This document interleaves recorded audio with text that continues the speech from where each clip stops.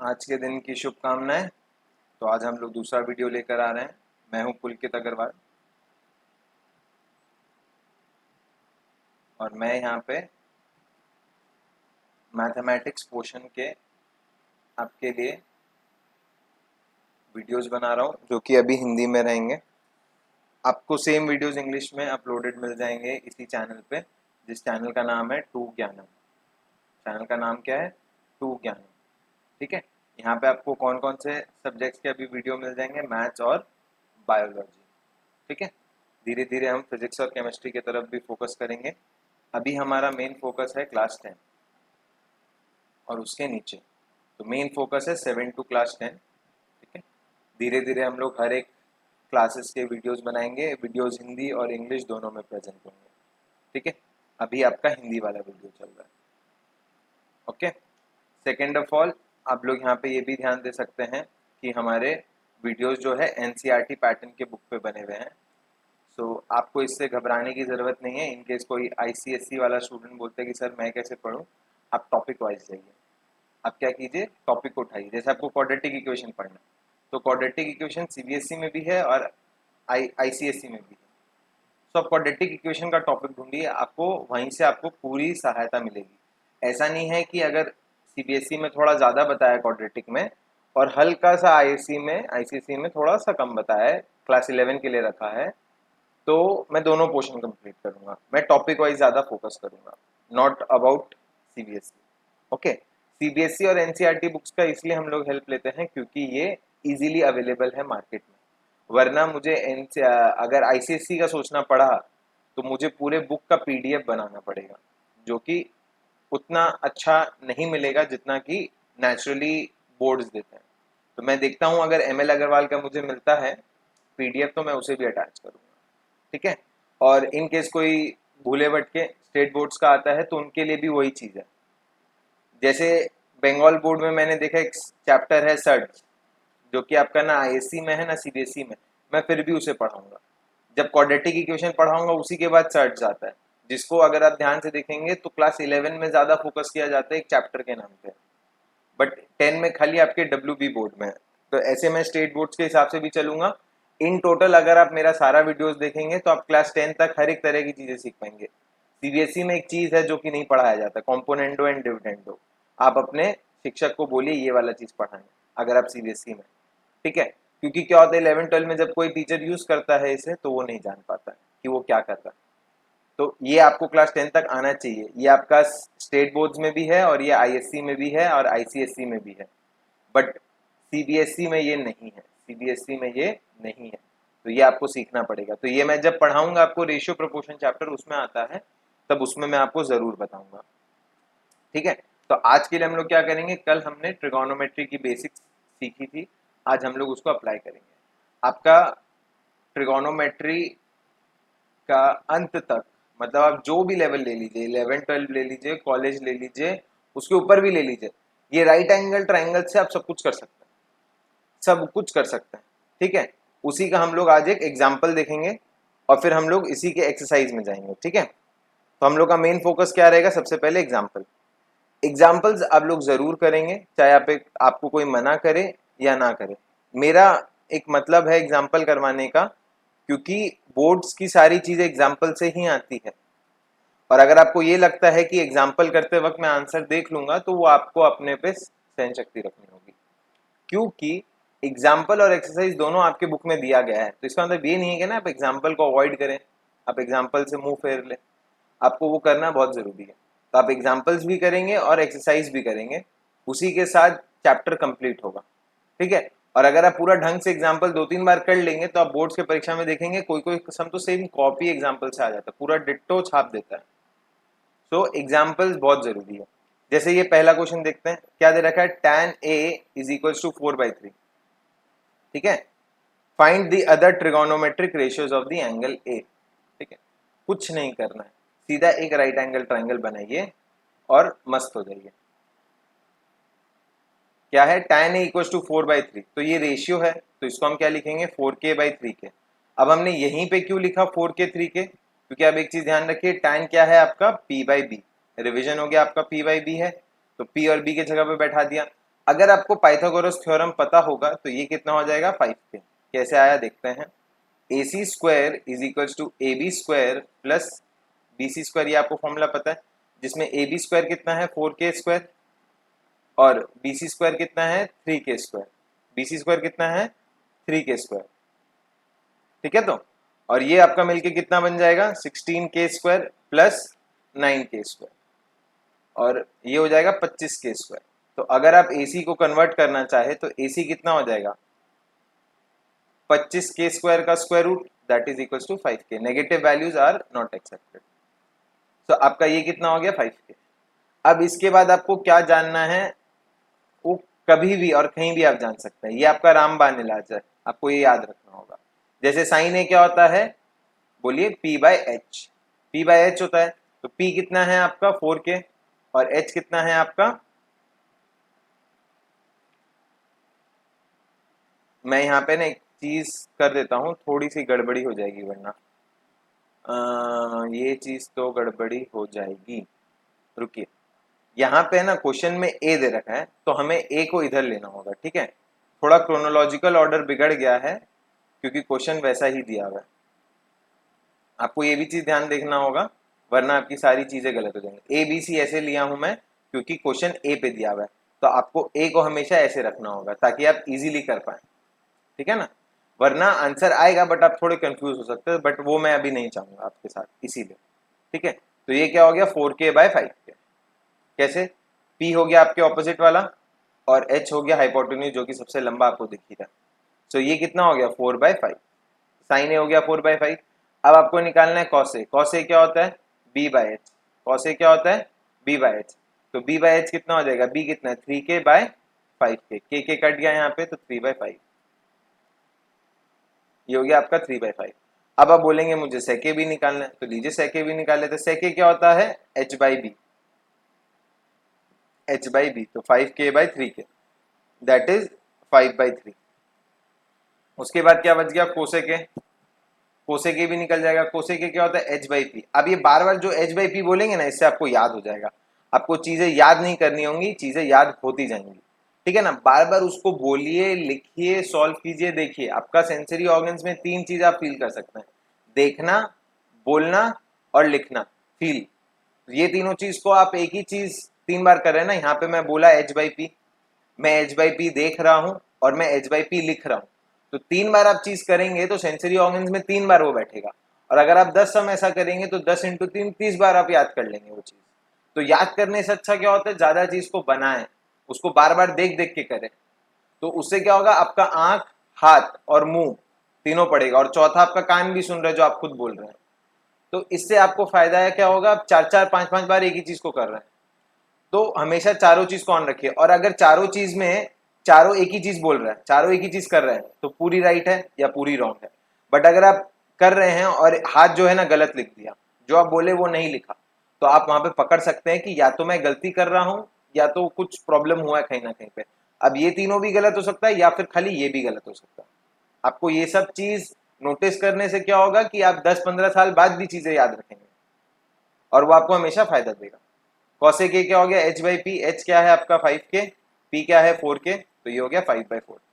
ऐसे करके आप कॉट भी निकाल सकते हैं, कॉट ए को उल्टा कर देंगे वैसे भी कर सकते हैं 3/4 डायरेक्ट, ठीक है ना। अब आप ये भी बोल सकते थे सर कॉस ए को भी मैं उल्टा कर सकता हूँ। देखिए ध्यान दीजिए, यहाँ पे 3/5 है, यहाँ पे 5/3 है। तो अल्टीमेटली क्या है, आप दोनों तरह के फॉर्मूलाज को यूज करेंगे, एक बेसिक ट्राइंगल वाले भी, और कॉस को सेक में क्या लिखते हैं, साइन को कोसेक में क्या लिखते हैं, टैन को कॉट में क्या लिखते हैं, ऐसे भी आप कर सकते हैं सारे वैल्यूज के साथ। तो ये आपका एक तरह का सम्स हो गया। अब आगे बढ़ेंगे तो यहाँ पे दूसरे टाइप का सम्स है। ये सारे टाइप के सम्स एक ही जैसे हैं, तो आप एक अगर आप बना लेंगे तो दूसरा आपको बनाने में कोई दिक्कत नहीं होगा, ठीक है। आगे बढ़ते हैं इसमें। ये देखिए यहाँ पे वैल्यूज के हिसाब से दे रखा है। Consider triangle ACB right angle at C। एक बार रुकिए, हाँ, राइट एंगल एट C। तो राइट एंगल एट C है तो आप सबसे पहला चीज क्या करेंगे, यहाँ पे C बना लीजिए जहाँ पे राइट एंगल है, ठीक है। इन विच AB, अब देखिए C यहाँ पे है तो आपको A यहाँ रखना होगा ताकि ये क्रोनोलॉजिकल ऑर्डर हो, ठीक है ना। ABC ऐसे आपका क्लॉकवाइज ऐसे घूमना चाहिए, ये रहा आपका एरो इस तरफ, यहाँ से स्टार्टिंग पॉइंट है।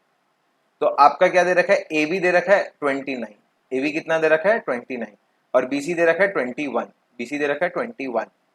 ठीक है, अब अपने को निकालना है and angle A B C equal to theta, A B C equal to theta, ये आपका थीटा है, ये आपका क्या है theta. Determine the value of cos square theta plus sin square theta, cos square theta minus sin square theta, वो अपने अंत में देखेंगे। तो सबसे पहला जो चीज अपने को यहाँ पे दिख रहा है कि वो AC का वैल्यू अपने पास नहीं है, उसको कैसे निकालेंगे, AC square plus BC square is equals to AB square, Pythagoras theorem. AC square मुझे पता नहीं है तो मैं उसे x स्क्वायर रख लेता हूँ, BC कितना है 21 स्क्वायर और ये कितना है 29 स्क्वायर, तो x स्क्वायर कितना हो जाएगा 29 स्क्वायर माइनस 21 स्क्वायर। अब देखिए कोई कोई स्टूडेंट बोलेगा सर मैं इंटू करके करूंगा, इतना मेहनत आपको करने की कोई दरकार नहीं है, बेमतलब का मेहनत आपको कभी फायदा नहीं देगा। आप यहाँ पे ट्रिक यूज कर सकते हैं क्लास 8 का, 29 प्लस 21 इंटू 29 माइनस 21, ए स्क्वायर माइनस बी स्क्वायर, तो ये कितना हो गया 50 और ये कितना हो गया 8। अभी भी आपको इंटू नहीं करना, ये हो गया 25 इंटू 16, मैंने 2 इसको उधार दे दिया। तो अगर आप देखें तो AC क्या हो जाएगा आपका, AC क्या हो जाएगा आपका 5 इंटू 4, स्क्वायर रूट कर दिया, 25 का हो गया 5 और 16 का हो गया 4। बेमतलब का इंटू अगर आप करेंगे तो गलती के शिकार हो सकते हैं। ठीक है, जब तक आपको दरकार ना हो तब तक आप बेमतलब का multiply divide into plus minus ये सब ना करें, ठीक है ना, उससे आप ही को दिक्कत होगा और किसी को दिक्कत नहीं होगा। क्यों, क्योंकि हल्की सी भूल हो गई तो आपका पूरा मार्क्स चला जाएगा। तो इससे अच्छा ये वाला प्रोसेस आप यूज कर सकते हैं, बचपन से आपको पढ़ाया जा रहा है क्लास 8 से। अब आप सोचते हैं कि खाली पढ़ के पास होना है, तब आपको ये सब चीज का बेतुका लगेगा, बट अगर आप यूज कर सकते हैं तो यूज करना सीखे उस चीजों को, उससे आपका काम घटेगा और किसी का काम नहीं घटेगा। अब हम लोग को बोला गया है कि एबीसी एंगल थीटा है और रिलेशन में खाली कॉस और साइन निकालने बोला, तो सबसे पहले हम निकालेंगे कॉस बी क्या होगा, कॉस बी क्या होता है बी बाय एच। तो यहाँ पे बी क्या है ये वाला 21 और h क्या है ये वाला, तो ये हो गया आपका 21/29। ठीक है ना, आप ध्यान दीजिएगा एंगल B है आपका यहाँ पे, तो अगर एंगल B वहां पे है तो आपको उसी हिसाब से बिहेव करना होगा, उसी हिसाब से आपको हरकतें रखनी होंगी। अब ये बेस नहीं होगा, ये परपेंडिकुलर हो गया। ठीक है, और साइन B क्या हो जाएगा आपका, यहाँ लिख सकते हैं साइन B क्या हो जाएगा P/H, तो P कितना हो गया आपका 20/29, H हो गया 29, ये दोनों आपको मिल गया। तो अब हम लोग सम की तरफ बढ़ सकते हैं। ठीक है, ये डायग्राम को थोड़ा ऊपर करेंगे, देखिए अब हमें जो चीज चाहिए था वो हमें मिल गया, तो हम ऊपर के डायग्राम से मतलब नहीं रखेंगे। तो सबसे पहला चीज हमें क्या निकालने दिया, cos square beta plus sine square beta. ठीक है, जो कि मैं आपको बता चुका हूं 1 होता है, तो एक बार चेक भी कर लेते हैं 1 होता है कि नहीं। 21/29 का होल स्क्वायर प्लस 20/29 का होल स्क्वायर। ठीक है, तो अगर आप ध्यान देंगे यहाँ पे तो 21 का होल स्क्वायर होता है 441 प्लस डिवाइडेड बाय 29 का होल स्क्वायर होता है 841। ठीक है, और इधर आपका 20 का होल स्क्वायर होता है 400 और इसका तो 841 है ही। अगर आप एलसीएम ले तो 841 आएगा, ये हो गया 441 प्लस 400, और अगर आप इसको ऐड करते हैं तो ये 841/841 हो जाता है, जो कि कितना के बराबर है 1 के बराबर है, जो कितना के बराबर है 1 के बराबर। उसी हिसाब से आप सेकेंड नंबर भी निकाल सकते हैं, माइनस करेंगे। अगर आप यहाँ पे माइनस का साइन लगा देते हैं तो ये कितना हो जाएगा 441 माइनस 400/841, दैट इज 41/841। बिना मेहनत किए आप दूसरा भी इजीली निकाल लेंगे। आपकी मर्जी, आप अलग से वापस मेहनत करके कर सकते, कोई दिक्कत नहीं है, बट जहां जरूरत नहीं हो वहां नहीं करना चाहिए। बट हाँ, एग्जाम हॉल में अगर आप बोर्ड्स की परीक्षा दे रहे हैं तो कोशिश कीजिएगा लिख ही लीजिए, क्योंकि क्या दिक्कत है, आप तो यहाँ पे कॉस कॉस थीटा और साइन थीटा निकाले ही हैं, उसको यहाँ पुट करके कर सकते हैं। आगे बढ़ते हैं, इस तरह के जितने भी एग्जाम्पल्स है आप इसको सॉल्व कर सकते हैं, कोई दिक्कतें नहीं आएंगी आपको। बस ए बी सी का ध्यान रखिएगा कि कहाँ पे ए बी सी आपको प्लॉट किया गया, उसी हिसाब से आपको करना होगा। जैसे इस सम्स में अभी हमने देखा यहाँ पे हमारे से क्या गलती हो सकती थी, ये एंगल भी यहाँ पे हम लोग हमेशा यहाँ के हिसाब से सोचते हैं, जहाँ के हिसाब से होगा आपको वैसे ही करना होगा, उसी हिसाब से स्मार्टनेस दिखाइएगा। जैसे ये बुक वाले ने क्या किया, ए बी सी ऐसे ले लिया, क्रोनोलॉजिकल ऑर्डर ऐसे ले लिया। ठीक है, एबीसी, आपको क्रोनोलॉजी भी ध्यान रखना होगा, एसी भी कोई ट्रायंगल नहीं होता, एबीसी ज्यादा अच्छा लगता है सुनने में। आदमी पी क्यू आर बोलता है, पी आर क्यू नहीं बोलता। ठीक है, तो ये सब थोड़ी बेसिक चीजें हैं, आपको हमेशा याद रखनी होगी। ठीक है, तो इस तरीके से लिया और मैं इस तरीके से लिया, बेसिकली हम लोग हमेशा ऐसे घूमते हैं। ऐसे नहीं घूमते, तो ये वैसे घूमने का कोशिश कर रहा था। तो एंटी क्लॉकवाइज भी आप ले सकते हैं, आपकी सुविधा के हिसाब से, कोई दिक्कत नहीं। इस तरह के सारे एग्जाम्पल बनाएंगे। अब हम लोग थोड़ा सा एक्सरसाइज की तरफ भी आ सकते हैं, ठीक है। जैसे आप एक्सरसाइज में सम देख रहे हैं, यहाँ पे ट्रू और फॉल्स वाले क्वेश्चन जो आते हैं उसके पीछे रीजनिंग बहुत इंपॉर्टेंट है, ठीक है। तो इसकी रीजनिंग का भी बात कर सकते हैं। यहाँ पे आप वैल्यू पुटिंग करेंगे तो ये आप खुद ही कर सकते हैं, tan a इक्वल टू 1/√3, ठीक है। तो अगर आपको tan a पता है 1/√3 है और आपको साइन और कॉस में दिया हुआ है, ठीक है, तो अगर आप यहाँ पे देखते हैं tan a को क्या लिख सकते हैं, sin a by cos a equal to 1/√3। तब अगर आप डायग्राम बनाएंगे 1/√3 का tan a का, तो ये हो जाएगा k और ये हो जाएगा k√3। अगर आप सॉल्व करेंगे तो ये कितना आएगा, 2k। उसके बाद आप साइन ए भी लिख सकते हैं, साइन ए कितना हो जाएगा बताइए, अगर ये a है आपका, अगर ये आपका a है तो k/2k हो जाएगा, ये कितना हो गया, हाफ। और cos a कितना हो जाएगा, k√3/2k। मैं डायरेक्ट लिख रहा हूँ √3/2। अब आपको साइन और कॉस का वैल्यू मिल गया है, आप पुट करके निकाल लीजिए। और उसी के बाद आपको cos c भी दे रखा है, इसका मतलब b यहाँ पे है और c यहाँ पे, ठीक है। उसके बाद c का भी दे रखा है। अब अगर tan a 1/√3 है तो 1/√3 यहाँ पे tan a है, तो cos c कितना होगा आपको वो निकालना होगा। तो आप एक चीज कर सकते हैं, इधर का एंगल से आप क्या कर सकते हैं, सॉल्व कर सकते हैं। तो यहाँ पे cos c क्या हो जाएगा बताइए, सबसे पहले cos c निकालते हैं। ये हो जाएगा आपका बेस बाय हाइपोटेन्यूज k/2k, तो k कट गया, ये हो गया आपका हाफ। और साइन c क्या हो जाएगा आपका, k√3/2k, तो k कट गया, तो ये हो गया √3/2। तो चारों आपको वैल्यू मिल गया, आप पुट करके सॉल्व कर सकते हैं। इस तरीके से आप सम्स को सॉल्व करना पॉसिबली इजी भी रहेगा और आप आराम से कर भी पाएंगे, वरना आपको दिक्कतें आएंगी अगर आप बेसिक को नहीं समझेंगे। ये सारे सम्स उसी तरीके से है, इसमें कोई भी डिफरेंस नहीं है, आप सारे सम्स को सॉल्व कर सकते हैं। जैसे ये देखिए 7 number, cot theta equals to 7/8, तो आपको cot थीटा का वैल्यू दे रखा है, यहाँ पे आपको साइन और कॉस का वैल्यू निकालना है और फिर उसके बाद cot स्क्वायर थीटा भी निकालना है। तो cot थीटा 7/8 है, तो आप डायग्राम बना के कर सकते हैं। यहाँ पे cot थीटा 7/8 है मतलब b/p, तो ये कितना हो जाएगा आपका 64 प्लस 49, ये हो गया आपका 113।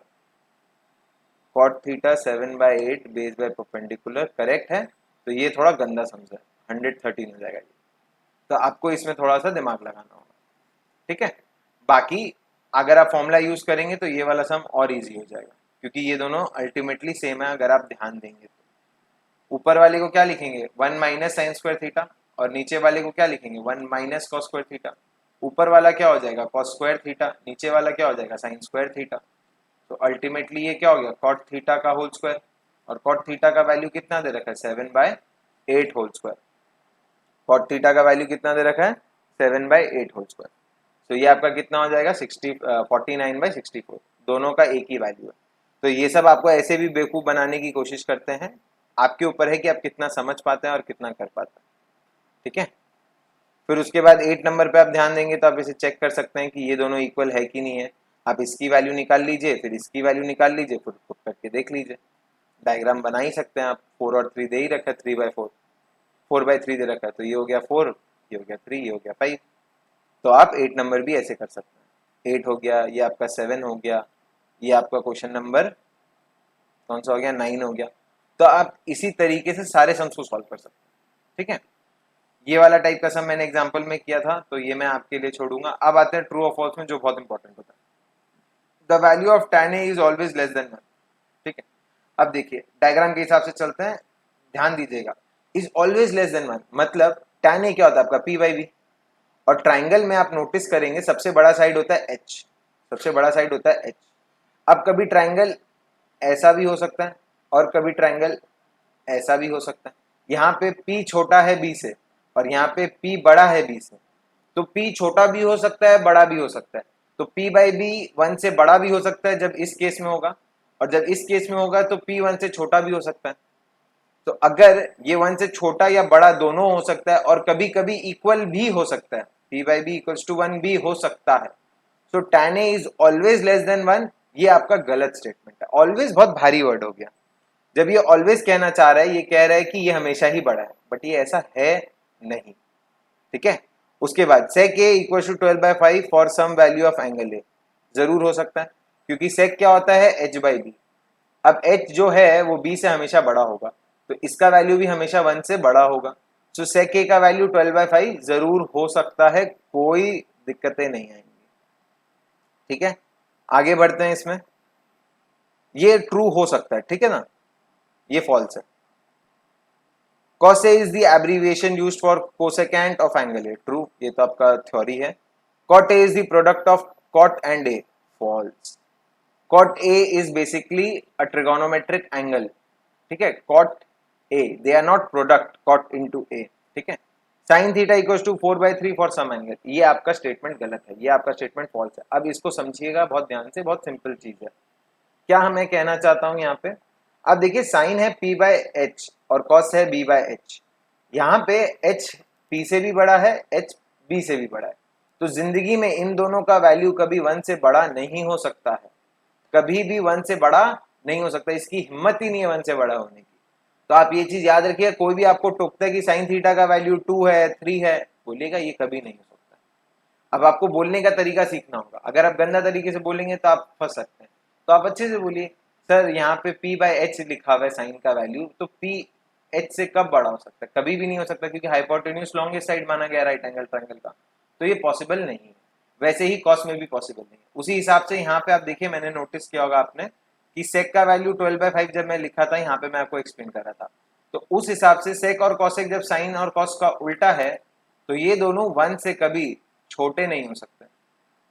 सेक थीटा 1 से कभी छोटा नहीं हो सकता, ना ही कोसेक थीटा कभी 1 से छोटा हो सकता है, क्योंकि अगर ये 1 से छोटा होगा तो साइन और कॉस 1 से बड़ा हो जाएगा, जो कि पॉसिबल नहीं है।